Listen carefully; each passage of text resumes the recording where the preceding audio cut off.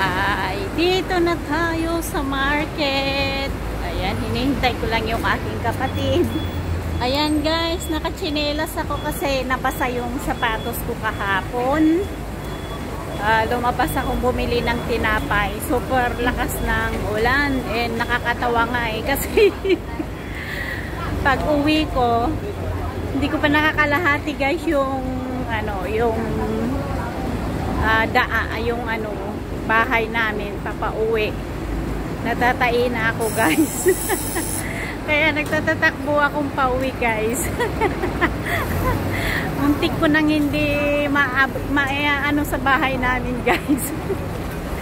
Ayan guys, thank you everyone. And ayan, Chunwan Market to guys. Ayan. Ayan.